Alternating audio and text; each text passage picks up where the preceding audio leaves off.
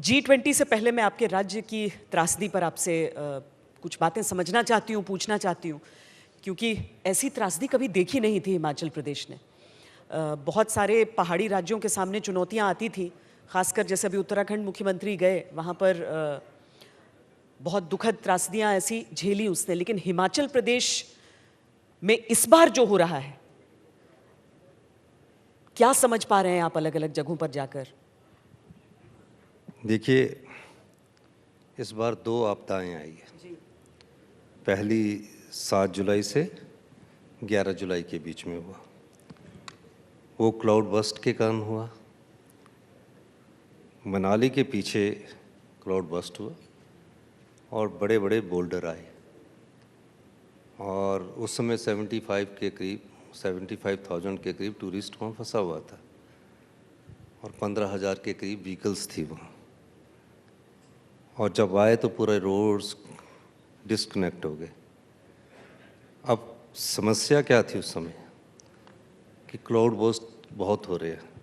Second part हमारा start हुआ 13 अगस्त से 16 अगस्त के बीच में और उस समय भी लैंडस्लाइड्स और कंटिन्यूटी जब बारिश हुई 48 आवर्स तक बारिश होती रही, कई जगह 60 आवर्स तक बारिश होती रही, जिसके कारण क्या हुआ कि पहाड़ दरकराने लगे। और शिमला में डेंस फॉरेस्ट है, एक पेड़ अपरूट होता है, अपने साथ स्लैश लेकर वो काफ़ी पेड्स को लेकर आ जाता है। पहले जो आपदा थी उसमें डेथ टोल कम थी, इसमें जब 13 से 16 अगस्त की है, इसमें डेथ टोल बहुत ज़्यादा हुई। अभी तक 80 के करीब डेथ हो चुकी है और ये सब चीज़ें चिंता का विषय है। लेकिन 3 पार्ट है इसमें। हिमाचल 3 पार्ट में बटा हुआ, बिग हिमालय, मिड हिमालय और प्लेन, जो पंजाब के साथ लगे हुए इलाके हैं। पहला कि स्पीति, एक लाहौल स्पीति हमारी वैली है, वहाँ कभी बारिश नहीं होती थी क्योंकि वहाँ तो रेत के पहाड़ है और जब तेज़ बारिश होगी तो रेत के पहाड़ बह जाएंगे। समझने की बात है कि क्लाइमेट चेंज का असर हो रहा है। दूसरा पार्ट लैंडस्लाइड्स का है। जब पानी का रास्ता रुक जाए तो पानी अपना रास्ता खोजता है। पानी ने नीचे को आना है, वो मैन मेड भी हो सकता है, स्ट्रक्चर इंजीनियरिंग के मामले में भी हो सकता है। अब शिमला में जो लैंडस्लाइड्स हुए हैं उसको मैंने 3 भागों में आइडेंटिफाई किया कि जो तो एडवांस स्टडी है, ये ब्रिटिशर्स काल में बनी हुई है और वहाँ कई समझौते भी हुए हैं। वहाँ से लैंडस्लाइड होता होता चला गया और पुरानी हमारी कालका शिमला रेलवे लाइन है, वहाँ से नीचे होते हुए उसने पूरा एक पेड़ निकला और अपने साथ 10 पेड़ लेकर उस दिन शिव बॉडी मंदिर में हमारे पहुँच गया। इस महीने सावन मास का ये अंतिम सोमवार है। जल अभिषेक करने के लिए शिवलिंग में काफ़ी लोग आए हुए थे, कुछ हवन करवा रहे थे और एकदम 200 फुट में शव मिले हमें। अभी भी वो काम चल रहा है। तो जो मैन मेड है उसमें ड्रेनेज क्या है? अपने घर का मैंने पानी, चाहे बारिश का है चाहे किचन का है, वो निचली तरफ पहाड़ में डाल दिया, दूसरे के पड़ोसी के डाल दिया, पड़ोसी ने तीसरे के डाल दिया, कई पहाड़ के नीचे मकान नहीं बने तो पहाड़ में डाल दिया। अब पानी तो निकलेगा पहाड़ को, रिश्ता रिश्ता नीचे पहुंचेगा। और अप्रैल महीने से कंटिन्यूटी हिमाचल में बारिश हो रही है।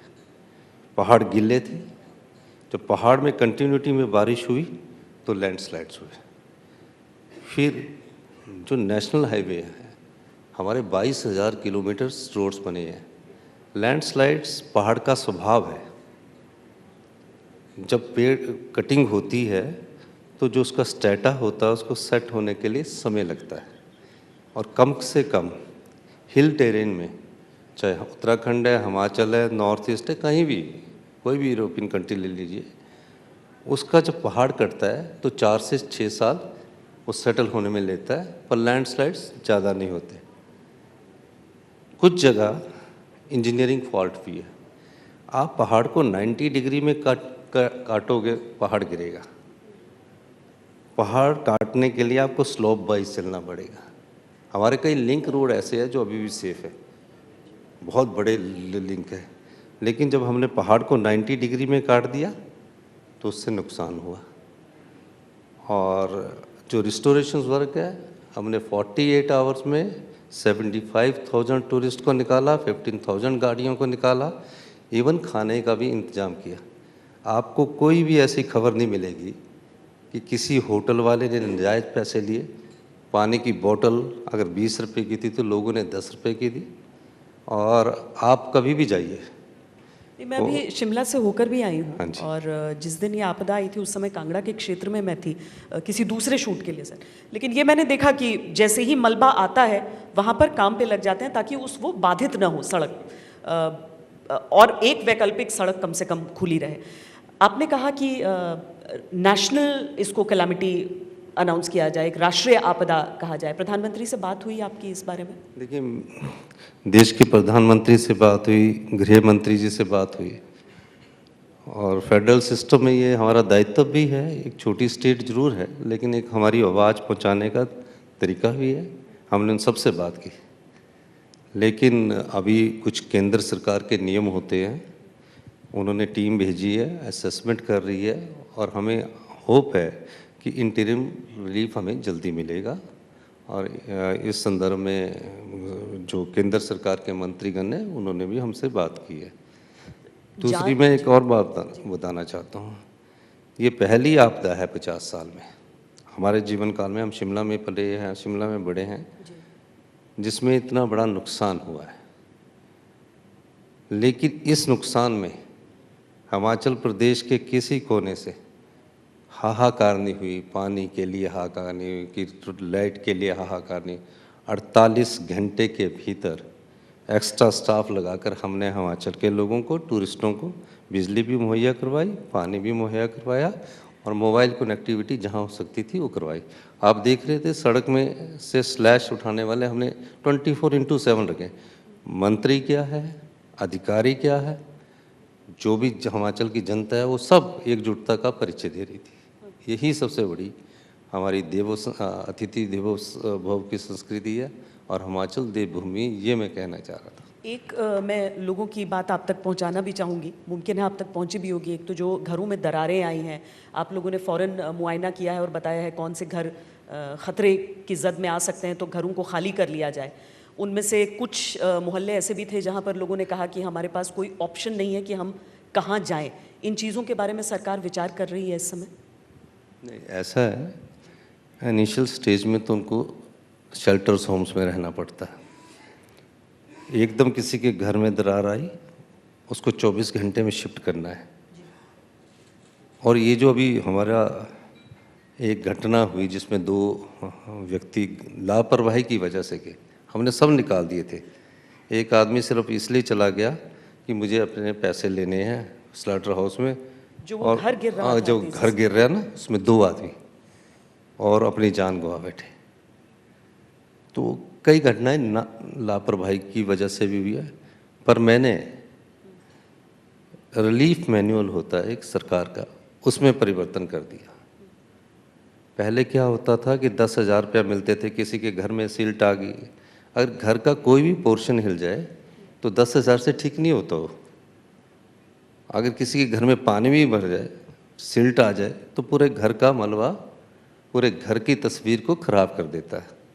हमने 10,000 से बढ़ाकर उसको 20 गुना, 5,000 से बढ़ाकर 20 गुना 1 लाख कर दिया। हमने रिलीफ सब जगह दिया। अब घर बनाने की बात है। जहाँ जहाँ मैं जा रहा हूँ, मैं खुद मुआयना कर रहा हूँ। आंखों से देखी स्थिति कुछ और होती है और कागज़ में पड़ी हुई स्थिति कुछ और होती है। तो मैंने देखा हर जगह घर हमारे टूटे हैं। ये एक ही जगह नहीं है, कई जगह घर टूटे हैं, और कई जगह घर टूटने के कारण घरों में दरारें आ गई, रहने लायक नहीं है। उनके लिए हम स्पेशल पैकेज लाएंगे। हमारे जितने साधन हैं, जो हमारी क्षमता है, हर घर को बसाएंगे। गरीब आदमी ने, आम आदमी ने एक घर एक एक पैसा जोड़कर बनाया होता है। अगर उसका घर टूट जाए तो उस घर को जोड़ने का काम सरकार का कर्तव्य भी है और राजधर्म भी है। हम इसको निभाएंगे। आर्थिक तौर पर कितना नुकसान हुआ है प्रदेश को और कितना समय आपके आकलन के अनुसार अपने पैरों पर वापस खड़ा होने में लग जाएगा सर? अभी तक 10,000 करोड़ रुपए से ज़्यादा का नुकसान हो चुका है। इंफ्रास्ट्रक्चर बनाने के लिए हम युद्ध स्तर पर काम करेंगे, इसको चुनौती मानेंगे और हम लड़ाई की तरह नहीं लड़ेंगे, इसको हम युद्ध की तरह लड़ेंगे। 1 साल में हम अपने इंफ्रास्ट्रक्चर्स को बेस्ट बनाएंगे और हमने सभी स्टडी करने लगा दिए हैं। मैंने सबसे बात की है और टेम्परेरी अगर भगवान ने साथ दिया, क्योंकि बारिश होती रही तो काम में मुश्किल होती है, धूप पड़ेगी तो निश्चित तौर पर हम 1 महीने के अंदर सारे टूरिस्ट प्लेस खोल देंगे। और शिमला हमने कल 2-3 दिन पहले खोल दिया और भी टूरिस्ट प्लेस हम सब खोल देंगे। सवाल है कि बारिश जो है वो ख़त्म होती है, कब जाती है। बरसात जाती हुई बरसात भी नुकसान करती है। बुजुर्ग कहते थे ना कि अब बरसात जा रही है तो नुकसान करती है, तो ये जाती हुई बरसात भी हमको नुकसान करके गई। क्या सेब की फसल को कुछ प्रभाव पड़ा है? सेब की फसल इस बार पहले ही कम है, फ़र्क पड़ा है। जो लिंक रोड है वो टूट गए थे। अब किसान और बागवान ने साल में एक फसल कमानी है। 6,000 करोड़ रुपए की इकॉनमी है हमारी। एक बागवान साल भर उस पौधे को बच्चे की तरह पालता है, प्रूनिंग करता है, उसको खाद देता है, उसकी फसल मंडियों तक पहुँचे, उसकी हमने पूरी व्यवस्था कर ली है और निश्चित तौर पर हमारा दावा है कि सारी फसल मंडियों तक पहुंच जाएगी। लेकिन इस बार सेब का साइज़ छोटा है। जो पत्ते की एक बीमारी के कारण सेब बड़ा नहीं हो सका, उस पर भी हमने रेट बढ़ा दिया ताकि बागवान को नुकसान ना हो। तो 10.5 रुपये था, हमने 12 रुपये किलो स्पॉट प्राइस दे दिया कि 12 रुपये किलो सरकार आपसे घर में ही खरीद लेगी। एक तो उससे मार्केट बैलेंस रहेगी, मार्केट में किसान की एक्सप्लॉयटेशन नहीं होगी, बागवान की एक्सप्लॉयटेशन नहीं होगी। इस दृष्टि से भी हमने दिशा निर्देश दिए हैं। पर जो कुछ क्या ये मुश्किल होता है एक मुख्यमंत्री के तौर पर ये निर्णय लेना कि जहाँ पर बढ़ती हुई आबादी, बढ़ते हुए आबादी के प्रेशर उन संसाधनों पर टूरिस्टों की संख्या क्या नियंत्रित की जाए, नहीं की जाए, एक ऐसा प्रदेश और कुछ ऐसे शहर वहाँ पर जो अधिकांश पर्यटन पर ही मुख्य तौर पर, आर्थिक तौर पर निर्भर हों। ये मुश्किल आपके फैसले हैं जो आपको अब लेने होंगे? देखिए, टूरिज्म से हमें जीएसटी मिलता है और ओवर टूरिज्म की मैं कई बार सुनता हूँ कि ओवर टूरिज्म की ऐसी बात नहीं है। ओवर टूरिज्म के लिए सुविधाएं ना हो, पानी ना हो, बिजली ना हो, मोबाइल कनेक्टिविटी ना हो, सब चीज़ें। हमारा बजट टूरिज्म का पहले 5 करोड़ था, 50 करोड़ है। हमारी सरकार बनने के बाद हमने उसको 3,000 करोड़ किया। अब टूरिस्ट को क्या चाहिए, टूरिज्म क्या चाहता है? हमारा पास स्विट्ज़रलैंड से ज़्यादा स्नो बाउंड एरिया है। मतलब स्विट्ज़रलैंड के पास इतना नहीं है, पर उनके पास इंफ्रास्ट्रक्चर अच्छा है, तो इसलिए लोग वहाँ जाते हैं। उनसे अच्छा टेम्परेचर है। हम तो नॉर्दर्न इंडिया का हिमाचल प्रदेश लंग्स है। हमने पेड़ों पर बैन लगा रखा कटने पर। 68% हिमाचल की लैंड वन भूमि है। जितनी ऑक्सीजन आपको मिलती है ना, ये हिमाचल से मिलती है नॉर्दर्न इंडिया को। तो टूरिज्म को कैसे खर्च करना है, हमने हेलीपोर्ट से सारे डिस्ट्रिक्ट हेडक्वार्टर्स को अगले 2 साल में जोड़ना है। हमारे पास कोई इंटरनेशनल एयरपोर्ट नहीं है, तो हमने कांगड़ा वैली को में इंटरनेशनल एयरपोर्ट बनाना शुरू किया है। लैंड एक्विजिशन का काम चल रहा है और उसको हमने tourism capital of the state बनाया है और हिमाचल को हम टूरिज्म कैपिटल ऑफ इंडिया बनाना चाहते हैं। इस दृष्टि से हमारी सरकार कार्य कर रही है। अब टूरिज्म कैपिटल बनानी है तो सबसे पहले टूरिज्म में पानी की ज़रूरत होनी चाहिए।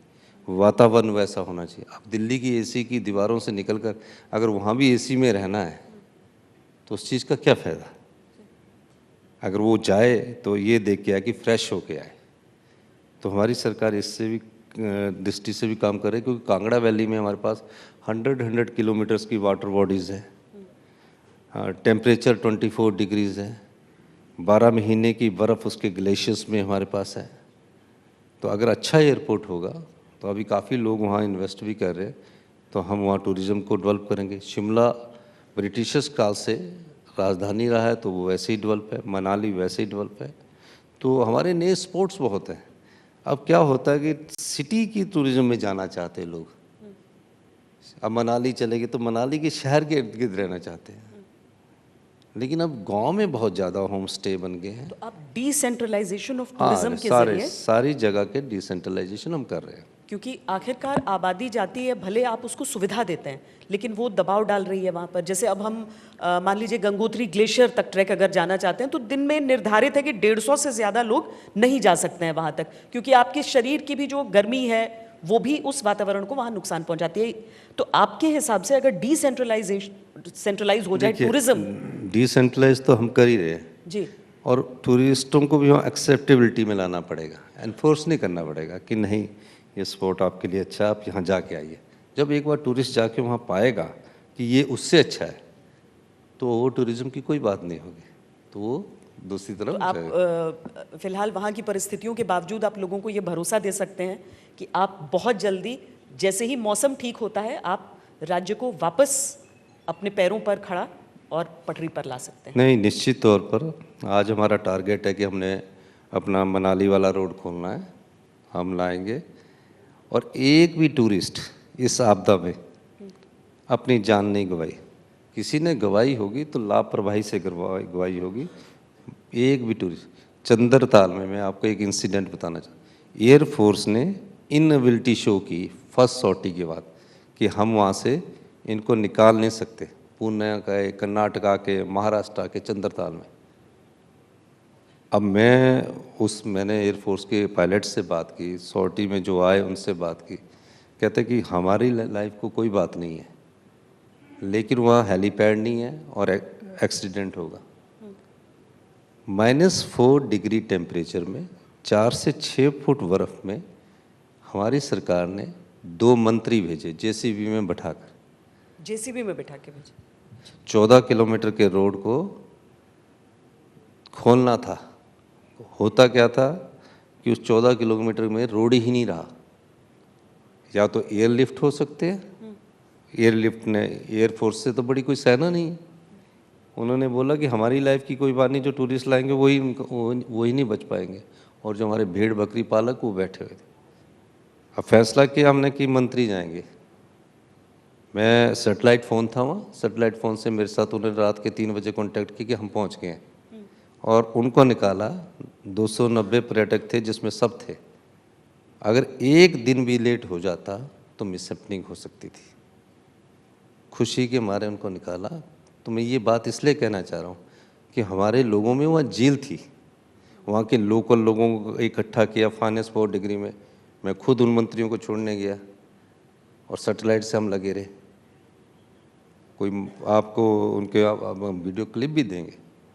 तो टूरिस्ट को बचाना हमारी एक भावना भी है, हमारे मेहमान हैं, और ये हमारी संस्कृति भी है। जो पूर्व मुख्यमंत्री हैं हिमाचल प्रदेश के जयराम ठाकुर जी, उन्होंने कहा कि सरकार को एक विधानसभा का विशेष सत्र बुलाना चाहिए। जिन लोगों को इससे पहले अनुभव रहा है उनसे भी आप लोगों को विचार करना चाहिए।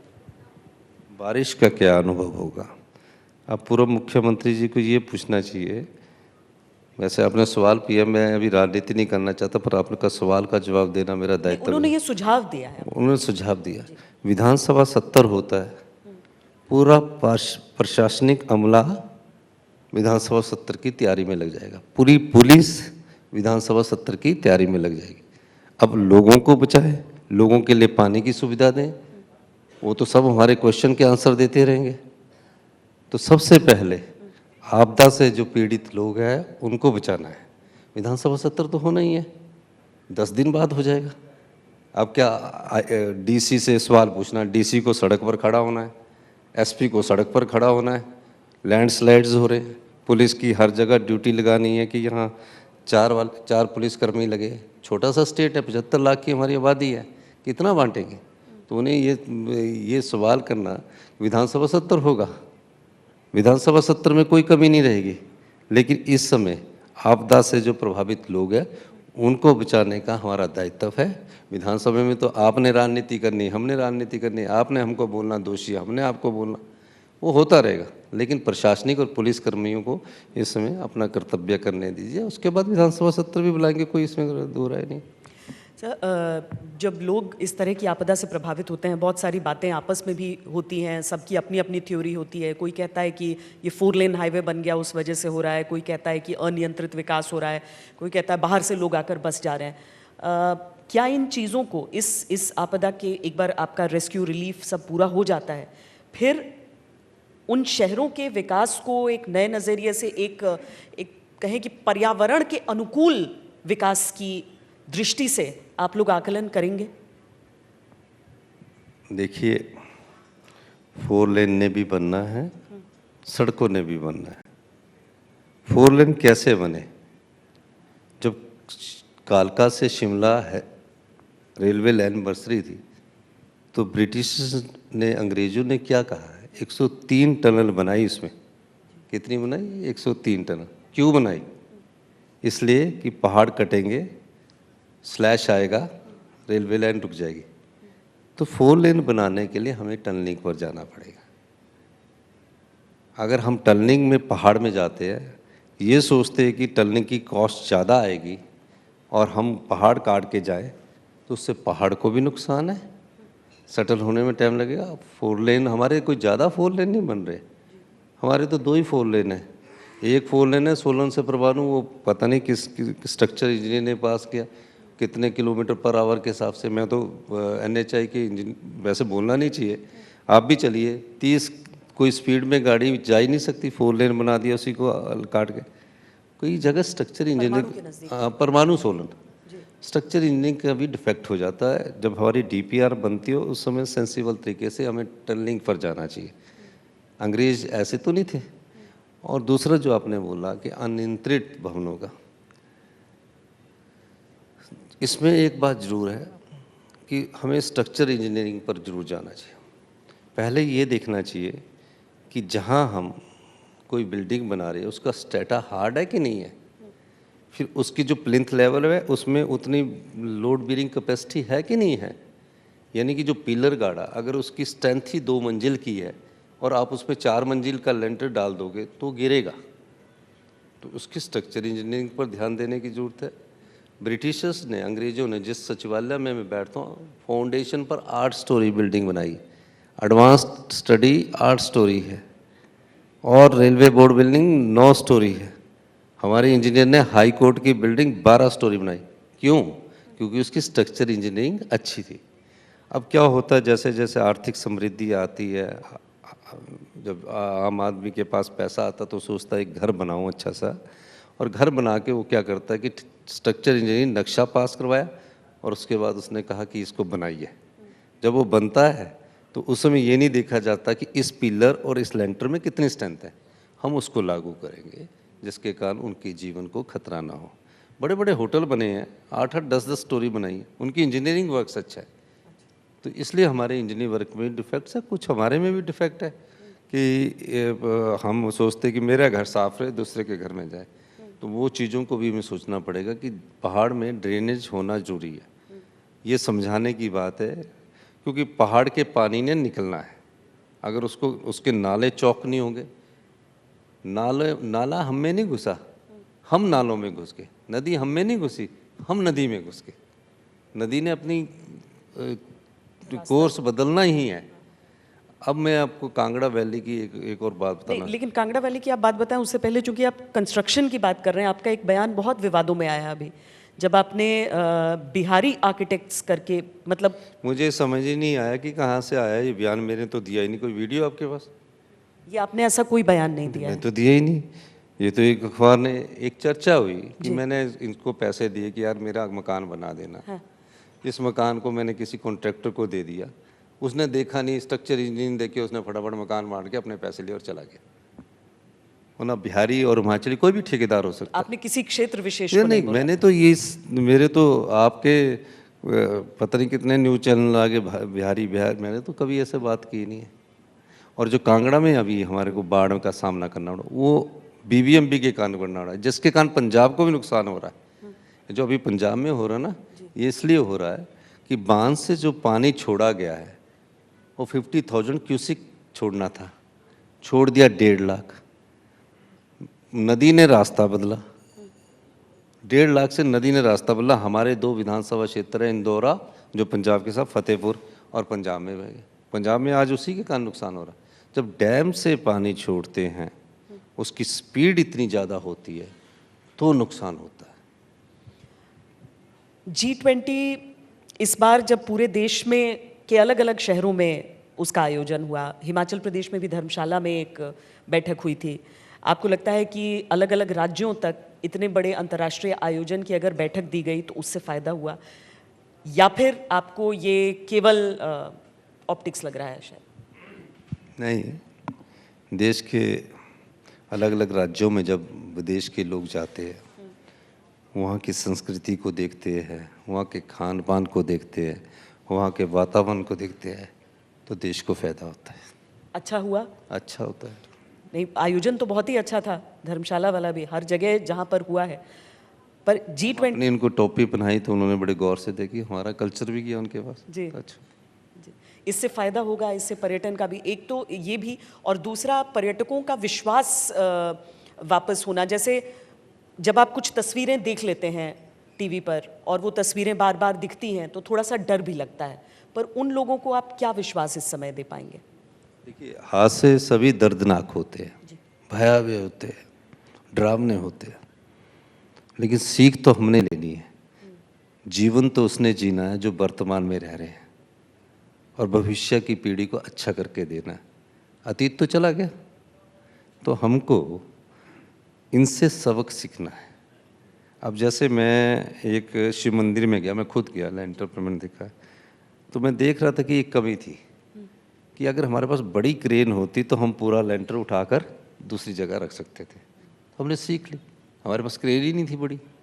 आर्मी बुलाई हमने, आईटीबीपी बुलाया, एनडीआरएफ बुलाई, लेकिन अभी तक अभी शव नहीं निकाले गए, क्योंकि छोटी क्रेन और बड़ी क्रेन से फटाफट निकाला जा सकता है। तो हम सीख रहे हैं, गलतियां हुई है, और इंसान गलती का पुतला है। जो भी सरकारों में रहते हैं गलतियां होती है, सुधार भी होता है। ये जीवांत लोकतंत्र का सबसे बड़ा उदाहरण भी है कि हमारी यहाँ सरकारें बदलती है, सरकारें आती है। रेस्क्यू ऑपरेशन अभी जारी है और रेस्क्यू अभी चलेगा? चल रहा है, और उसमें अभी 10-12 शव और रहने की उम्मीद है, मिलने की उम्मीद है। हिमाचल प्रदेश के इन मुश्किल हालात में मुझे लगता है कि पूरा देश, हम जैसा कहते हैं ना कि जब किसी भी हिल स्टेशन को आप पहली बार पहचानते हैं, शिमला उसमें ज़रूर रहता है। सबके घर में एक तस्वीर ज़रूर होती है, जो परिवार की छुट्टियां शिमला के साथ सबको याद रह जाती हैं। क्या शिमला शहर, उस पर अभी भी संकट बना हुआ है? जिस जगह पर शिमला समझौते पे दस्तखत हुए थे, मेरा ख्याल है उस बिल्डिंग को भी बताया जा रहा है कि वो ख़तरे में हो सकती है। ये रेस्टोरेशन का काम होगा या कैसे करेंगे आप लोग? नहीं, जो एडवांस स्टडी था इंदिरा गांधी और जुल्फिकार अली भुट्टो का 1971 का समझौता, उसमें हुआ था, वो और बिल्डिंग ठीक होगी, वो ऐसी कोई बात नहीं है, उसको बचाएंगे। लेकिन वो पहाड़ के टॉप पर है, नुकसान कहाँ हुआ? बॉटम से थोड़ा ऊपर, वो नीचे से चलते चलते आ गया, सारा नीचे तक आ गया।